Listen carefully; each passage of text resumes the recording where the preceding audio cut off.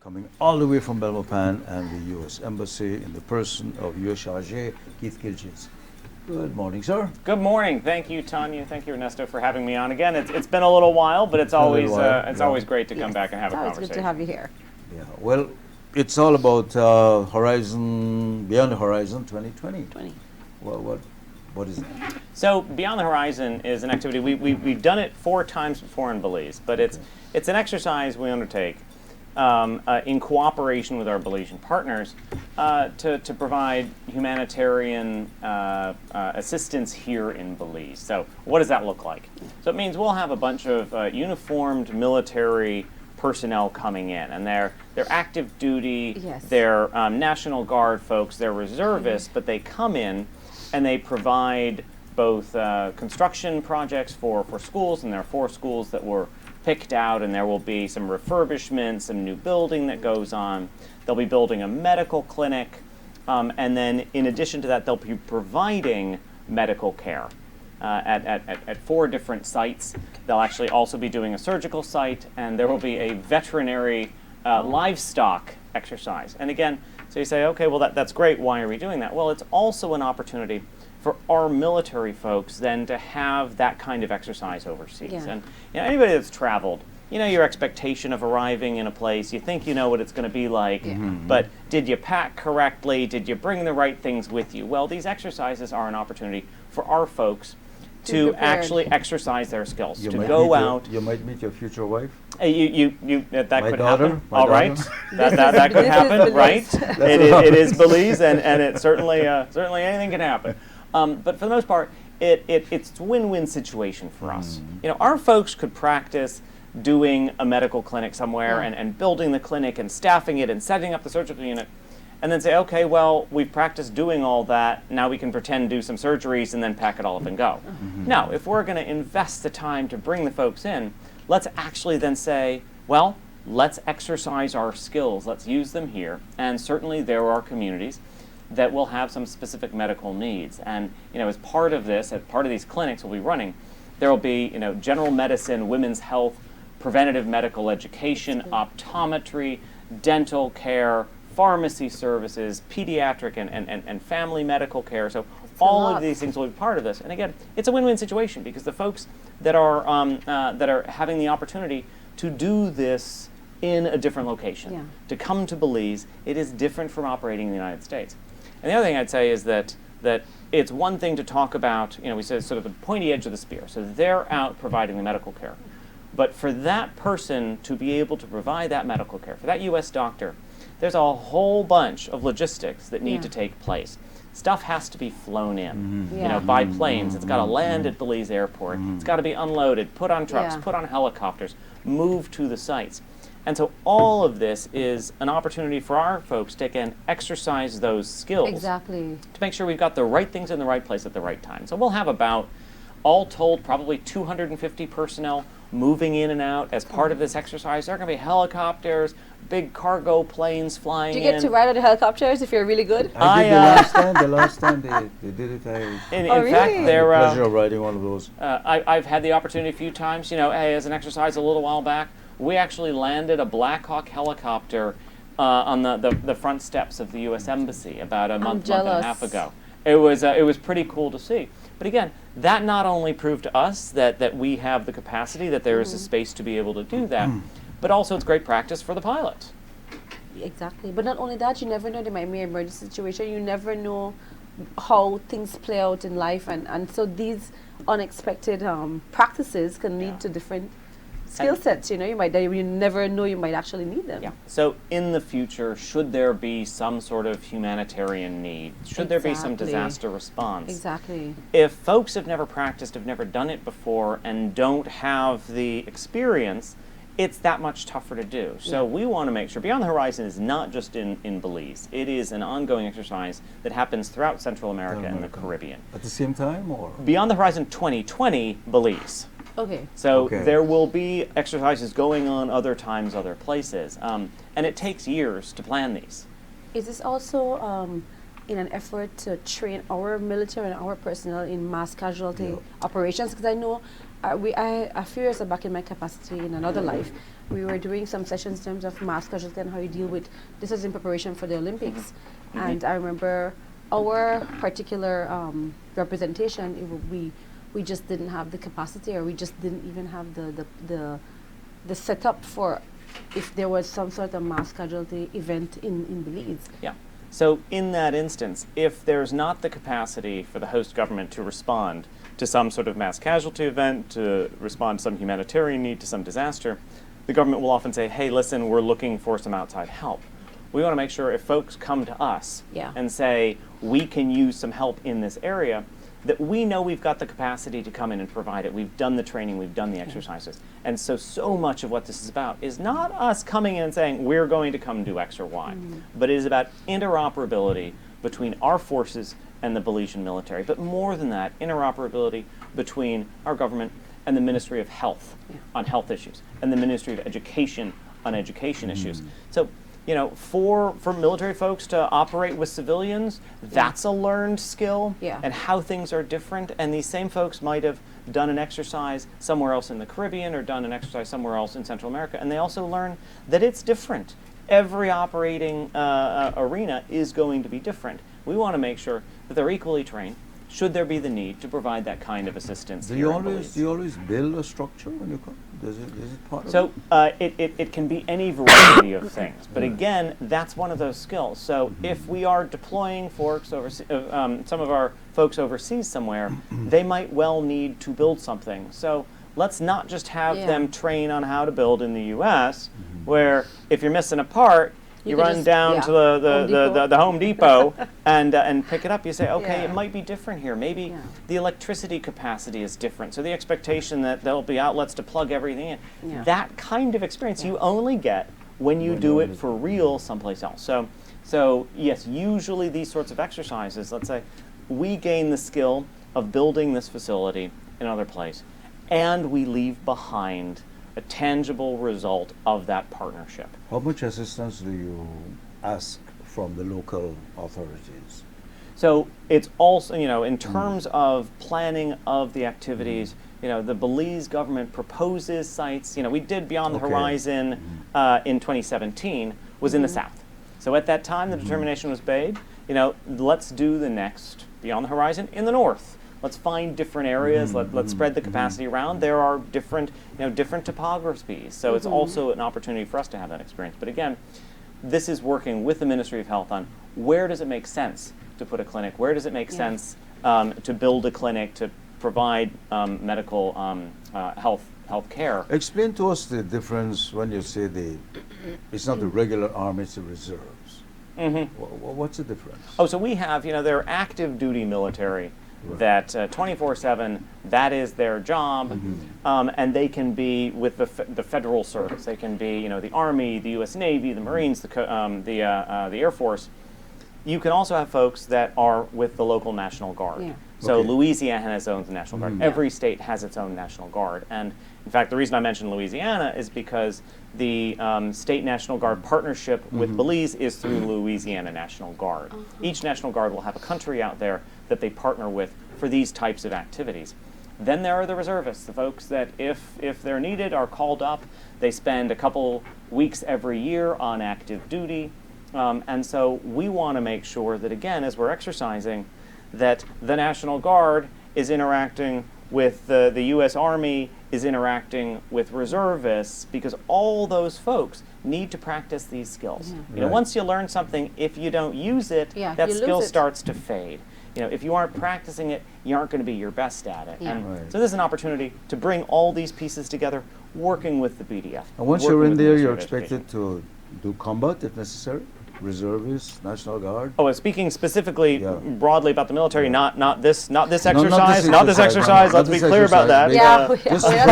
We're not expecting that. For us to understand who's coming and how the U.S. military is divided. These folks coming have their expertise in construction. They've got their expertise in healthcare. They've got their expertise from civilian life. From civilian life or from the military. Okay. I mean, listen, if the military is moving into a site, they might well need to build a building. Being able to put up walls, put on a roof, put in some plumbing is a skill no matter what that building's going to be used for. And so absolutely, there are specialists that will be doing that. They will also then say, okay, we don't need to bring in all our food from the States. There's an awful lot of delicious food here. Yes, there so is. again, they will contract out for many of the services. So that's also figuring out what's available here. You know, if you suddenly say, hey, we need you to cater for Procurement and all these 250 things, to eat breakfast every morning, that may not be something that we know, okay, where can you get those services? Where is it available? Again, all of that is information that's useful, that should there be a disaster and we need to, and we're requested, and we say, great, we'll bring folks in, we have an idea of what we're doing. Anybody gone camping? I sort of think of it as camping. The very first time you go camping, you take way too much stuff. Yeah. You take And you stuff don't take you're what you never actually going to need. use, you don't take what you need, you realized really you just needed more water or whatever else. So the idea is, let's make sure that you know, if we're coming in, we're bringing what's needed, when it's needed, in as efficient a way as possible. Because, hey, everybody's competing for resources. You don't want to overspend in one area because you limit your capacity to do something somewhere else. You did mention that it takes a while to plan this, so it's already on a schedule, is it? So I think, you know, the day after Beyond the Horizon 2017 ended, they immediately, that's the Started first for day of 2020. planning of Beyond the Horizon 2020. I mentioned that because, well, your Secretary of State is in the region, Meeting with some of the meeting CARICOM heads. with the Caribbean and South Americans and so on. So this has nothing to do with that. No, this is, you know, the Secretary's involvement right now, I believe he's in Colombia for a ministerial. There will be another meeting tomorrow in Japan. Okay, it's Beyond the Horizon, Belize 2020. So that's when it will be here. The sites have been picked out for a long time, and it's a question of Ministry of Health proposing sites, and then our folks saying, okay, but we can't land the helicopter nearest that one. What about this site? Or that's not going to be quite appropriate. And figuring out all those logistics takes a while. You know, again, this is a momentous year in Belize. It's election year. It will be. It is, as you mentioned, it's an election year. Yeah. So we're going to have this footprint of anywhere of around 50 people at a time, but 250 total. Planes landing, you know, cargo planes landing at But I'm glad Belize it's cargo Airport. planes and not other planes. Well, and then helicopters to move things around, or trucks moving things here and there. I'm here as early as January, even though this doesn't start until May. Oh, okay. Gets really going in June and July, closes up in August. That this has been planned for a long time. This is in cooperation with the government. And I want to get out the word that when you see these trucks, it has nothing to do with What's going local on. politics or local elections. Guatemala is do- moving in. I do have, a question actually. I know you all work with particular ministries to achieve particular initiatives and objectives. What is the plan moving forward? Because you're here building these buildings. Is there a plan to sustainably resource them or to sustainably staff them? Because I think that's an issue we have a lot of times, that we get access to funding and access to these resources, but then we can't maintain maintenance them. is The the maintenance issue. and also the consistency of keeping those things active and running. Is there a plan in place that you've incorporated into this, or that you So work together with the ministry to say, okay, well, this is how we'll hand over to you and you move forward? And that's the idea, is that it's a partnership. We can come in and build the clinic. That doesn't mean that forevermore we're suddenly going to have some Exactly. U.S. military personnel at No, that clinic. exactly. You all so, will so leave. it has to be in cooperation, and we have Yes. to make sure, you know, it doesn't do us any good to say, well, we've built this, we had the fanfare, And there's no functionality. and then it sits empty. So Yeah. that's where our partnership with the Ministry of Health, with the Ministry of Education, to make sure we're building something that they need. Is it That is in veterinary? cooperation. It is absolutely a Right. partnership, and we're not going to go in and say, no, we shall build this here. No. And you shall Like, staff it yeah, indefinitely. Yeah, exactly. You say where you need that facility. Okay. We will, again, for a brief period, provide an intense support. amount of support. But over time, you know, that will be something that the Belize government then takes over, over. and they have to staff. And you all have an approved plan? Like, did they say to you, okay, well, this is our plan moving forward? And then what I'm trying to get at is that, is there an agreement beforehand to say, okay, we have seen the plans and we know that once we build this structure, there is a plan in place to say, yes, this has been resolved, so that when we leave, there is consistency and there's long-term functionality of this particular. That is obviously This. the intent of all of these things. Again, we're not going to say, and we will come back every month And and check check on on you. the supply. No, no. Yeah. Again, Yeah. that's our partnership. We say, listen, Yeah. you ask for a Yeah. particular help in a particular area. We provide that. It is then incumbent upon the government to do its best. And obviously, resources can move around, and there Yes. might be a requirement Yeah. to move things from one place to another for a little while. You did say But there's a veterinary aspect to this. There Yeah. is, And in fact, livestock. Is that new or has that been before? I don't know if it's been before or I not. don't think so. I'm not But I sure. thought it was I'm not- interesting. Again, Yeah. Yeah. it's an opportunity for some of our folks that work in this Yeah. area Particularly to rural come overseas, areas. rural areas, Mm-hmm. to say, we'll do some livestock veterinary care. I Yeah. don't think folks can bring their cats and dogs in, Oh, okay. Well, I would- for vaccination. I Yeah, think it's yeah. more I'm planning getting to out bring- to farms and looking at livestock. So again, So it's one of only those your larger opportunities. animals. I think so. I think bigger animals. If we could diversify a little, because this has to do, of course, with the relationship between Belize and the United States. And we mentioned earlier, your Secretary of State will be meeting with our Minister of Foreign Affairs Mhm. tomorrow. Mhm. And I think the issue is Venezuela, mainly, the Venezuela. And I hate to say this, my government seems to be hemming and hawing about how they are going to deal with this Venezuela issue. What is it that The elephant America in the room. would like? What would America like Belize to say when it comes to Venezuela? Well, I don't think the meeting tomorrow is specifically about Well, Venezuela. the news said that, you know. of course, that subject is going to come up. It will It's in the invariably region. come Oh, up. yes. It It is is the elephant in That's the why room. the Caribbean has, in fact, on a whole, the Caribbean has been a little, on the Swayed in their fence or, position, yeah.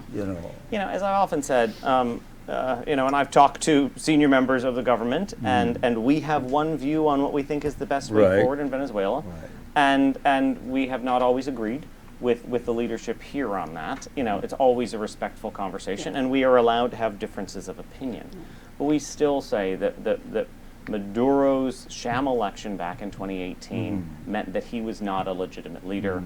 Juan Guaido was democratically elected, and the National Assembly was the last remaining democratically elected Vestige. institution. So the Venezuelan constitution gave the authority to Juan Guaido. So we've recognized him. I think now 54 other countries in the region recognize him.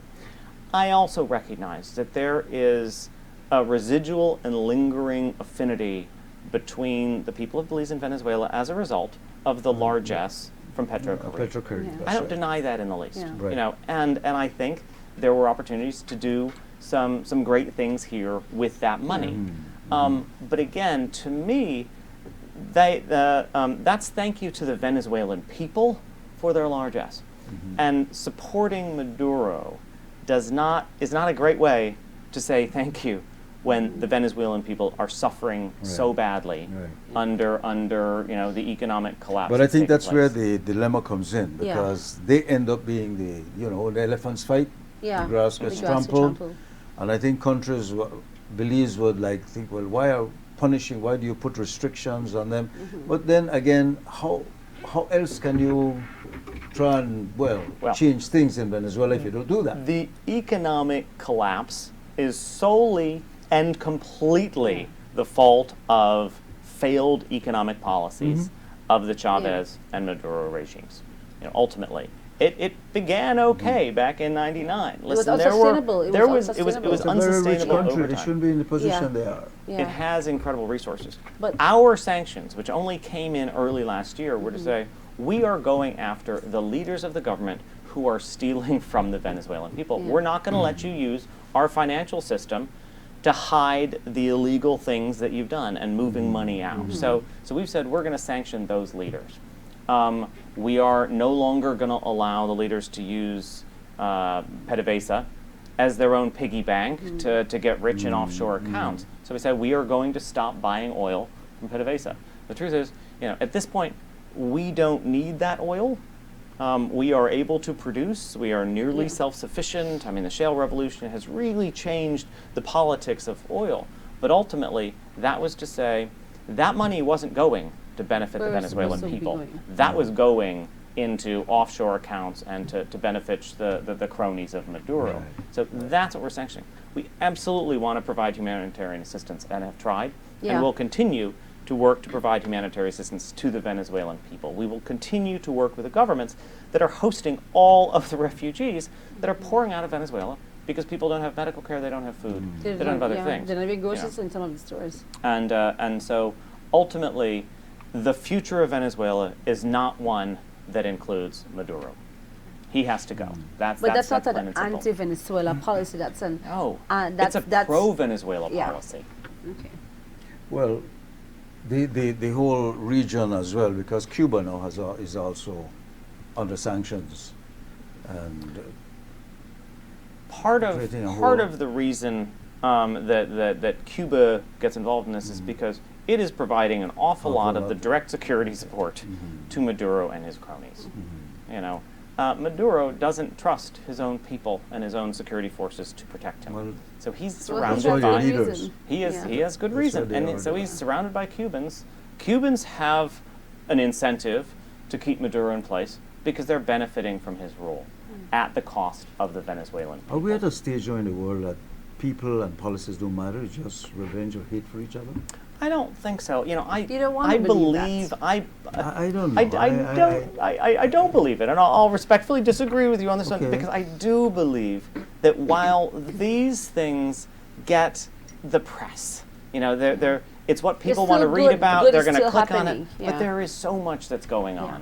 on. That's pretty amazing. There are so many times when communities come together and help each other out, and I think in some ways things are getting better.